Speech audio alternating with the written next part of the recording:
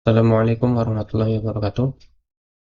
Perkenalkan, nama saya Dimas Hendria, mahasiswa Teknik Informatika dari kelas IT 301. Pada kesempatan kali ini, saya akan melakukan presentasi untuk memenuhi tugas ujian akhir semester pada mata kuliah Sistem Operasi. Oke, langsung saja. Di soal yang pertama itu ada soal apa itu sistem operasi serta apa itu fungsinya. Sistem operasi sendiri merupakan sebuah perangkat lunak yang mengelola sumber daya perangkat keras atau hardware dan menyediakan layanan untuk perangkat lunak ataupun software. Fungsi utama dari sistem operasi tersebut adalah sebagai penyedia tampilan atau antarmuka utama hardware dan software yang dijalankan oleh user. Fungsi-fungsi lain dari sistem operasi juga meliputi yang pertama ada manajemen sumber daya mengenai manajemen memori, CPU, serta manajemen mengenai input dan output. Kemudian yang kedua ada fungsi antarmuka user, yaitu memberikan tampilan di dalam display yang dapat dilihat oleh user sesuai dengan keinginan user tersebut. Kemudian yang ketiga ada fungsi manajemen sistem file, di mana sistem operasi itu dapat melakukan manajemen sistem file seperti melakukan edit file, menambah file, ataupun menghapus file dan sebagainya. Kemudian yang keempat ada sebagai keamanan sistem untuk melakukan proteksi data serta mendeteksi akan adanya ancaman. Jadi sistem operasi itu bisa untuk melakukan proteksi data-data yang ada pada komputer kita, serta juga dapat melakukan pendeteksi ancaman-ancaman yang memungkinkan atau virus yang dapat masuk dari luar ke dalam komputer yang kita gunakan. Kemudian yang kelima ada manajemen proses, yakni melakukan proses penjadwalan aplikasi, pembuatan, serta pengaturan proses yang sedang dijalankan. Kemudian yang keenam ada fungsi sebagai manajemen jaringan, di mana sistem operasi ini bekerja supaya komputer atau device kita itu mampu terhubung dengan koneksi internet. Kemudian yang terakhir ada penanganan debugging, yaitu untuk mengetahui celah-celah apa saja yang dibutuhkan bagi pengembang dari sistem operasi tersebut. Kemudian di soal nomor 2 itu yakni sebutkan karakteristik dari sistem operasi open source serta closed source. Oke, langsung saja. Di sistem operasi open source sendiri itu yang pertama karakteristiknya adalah sumber kode dapat diakses dan dimodifikasi siapa saja. Kemudian lisensinya bebas, yang memberikan kebebasan kepada setiap user untuk menggunakannya, melakukan modifikasi, ataupun mendistribusikannya sesuai dengan yang sudah dimodifikasinya. Kemudian open source juga dikembangkan secara kolaboratif dari sebuah komunitas. Kode yang terbuka atau open source sendiri itu ya dibuka untuk umum, memungkinkan identifikasi dan perbaikan cepat terhadap masalah karena dapat diperbaiki bersama-sama oleh suatu komunitas tersebut. Kemudian yang kelima itu karakteristiknya adalah user dapat dengan fleksibel untuk menyesuaikan sistem operasi yang diinginkan. Jadi mau seperti apa, kita bisa ubah-ubah sesuai dengan kemauan kita. Kemudian yang keenam adalah keamanan yang dijaga oleh komunitas dengan pembaruan yang cepat. Jadi setiap ada celah langsung akan cepat diupdate oleh komunitas tersebut.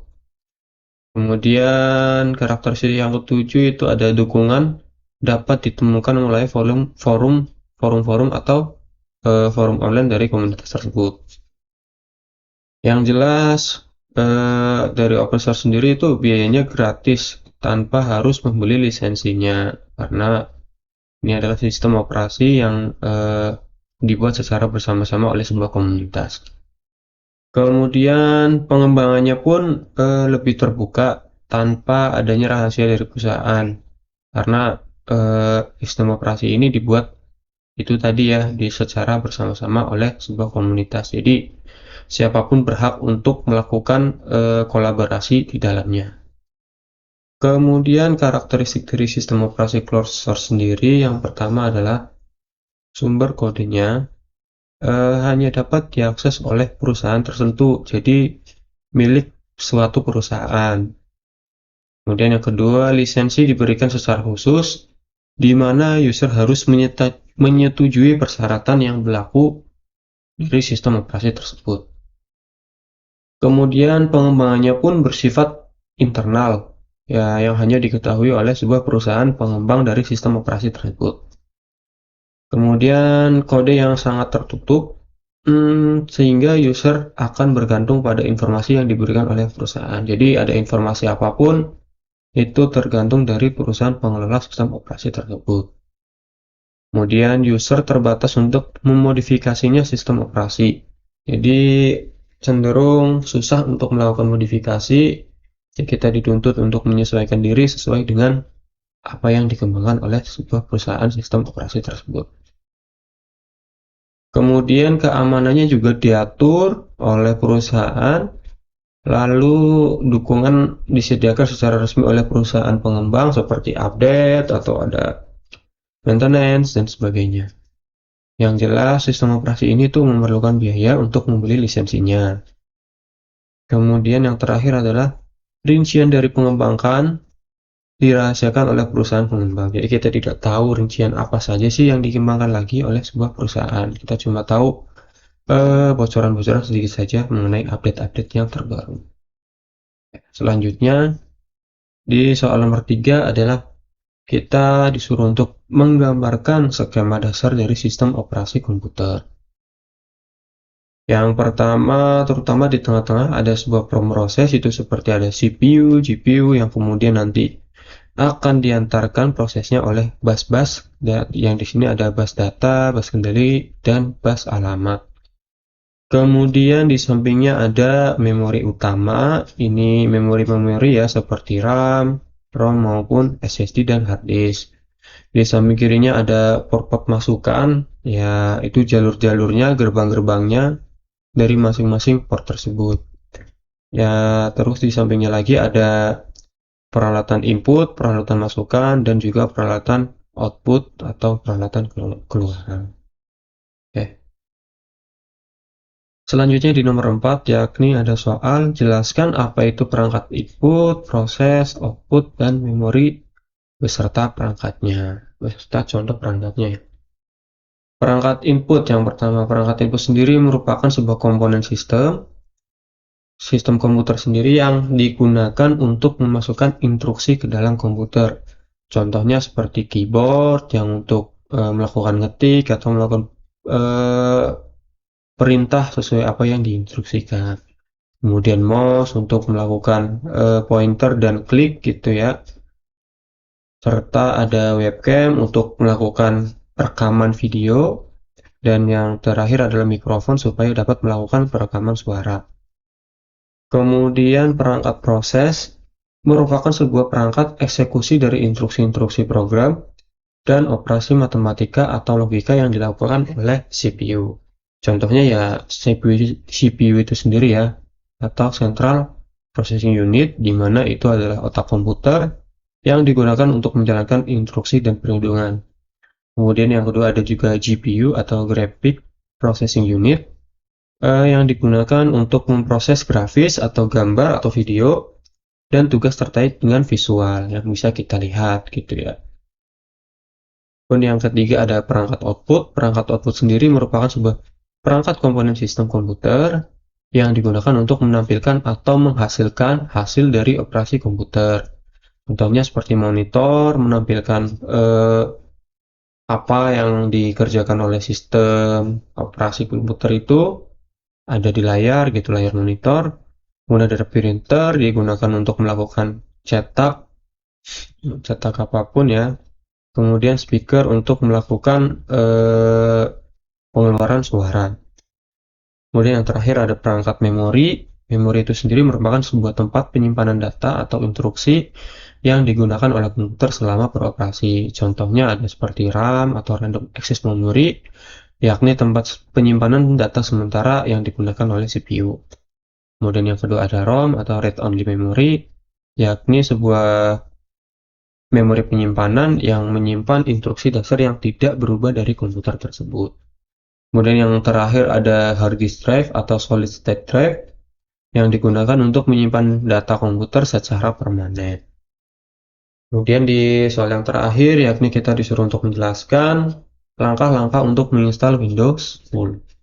Yang pertama, yakni jelas kita harus mempersiapkan bahannya terlebih dahulu, yakni dengan mempersiapkan media instalasi berupa file ISO Windows 10 yang kita bisa unduh atau download di website resminya, serta dapat juga menggunakan media lain seperti USB atau DVD yang di dalamnya juga sudah terdapat file bootable Windows 10 tersebut. Kemudian yang kedua juga selain kita mempersiapkan bahan, kita juga harus memperhatikan spesifikasi minimum untuk Windows 10 tersebut. Di antaranya adalah prosesor itu harus dalam kecepatan up to dari 1 GHz. Kemudian RAM-nya itu minimal 1 GB untuk jenis 32 bit dan 2 GB untuk jenis 64 bit. Kemudian memori yang digunakan atau hard disk serta SSD itu minimal 16 GB atau 20 GB untuk 64 bit.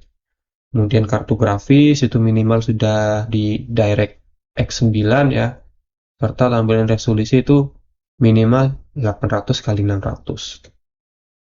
Oke, lanjut di proses instalasinya. Yang jelas kita tadi harus menyambungkan terlebih dahulu media instalasinya ke dalam komputer. Setelah itu kita restart dan hidupkan komputer supaya dapat booting dari media instalasi tersebut. Kalau sudah, kita klik sembarang supaya dapat membaca file yang ada di dalam folder instalasi tersebut. Kemudian langkah selanjutnya adalah melakukan pemilihan bahasa dan pengaturan lainnya seperti bahasa instalasi kan, zona waktu dan lain-lainnya. Kemudian kita klik next dan jangan lupa untuk klik tombol install now. Nah, langkah selanjutnya itu kita harus masukkan nomor lisensi produk atau key product ya. Jika diminta, kita harus memasukkannya. Jika tidak memiliki kuncinya saat ini, juga dapat melewati langkah ini dan mengaktifkannya nanti ketika proses instalasi sudah selesai. Langkah selanjutnya yakni kita menyetujui terlebih dahulu ya sebelum melakukan instalasi terkait dengan persyaratan lisensinya. Kemudian kita pilih jenis instalasi yang akan diinginkan. Jika kita mau upgrade, contohnya dari Windows 7 atau 8 ke Windows 10, kita dapat melakukan upgrade, atau apabila kita mau custom, juga kita bisa untuk memilih partisi tertentu atau menyimpan Windows-nya di sebelah mana gitu. Nah, kemudian langkah yang selanjutnya itu pilih partisi tujuan itu. Jadi Windows tadi kita mau taruh di penyimpanan sebelah mana gitu. Kemudian kalau sudah, kita tunggu proses instalasinya hingga selesai. Biasanya dalam tahap ini komputer akan beberapa kali restart ya. Kita tunggu saja hingga prosesnya selesai. Nah, jika sudah selesai, kita lakukan konfigurasi akhir, yakni dengan mengatur akun user dan lakukan konfigurasi tambahan seperti privasi, pengaturan akun, keamanan, dan lain sebagainya. Baik. Mungkin itu saja presentasi yang dapat saya sampaikan. Apabila ada kekurangan dan kesalahan kata, mohon untuk dimaafkan. Terima kasih. Wassalamualaikum warahmatullahi wabarakatuh.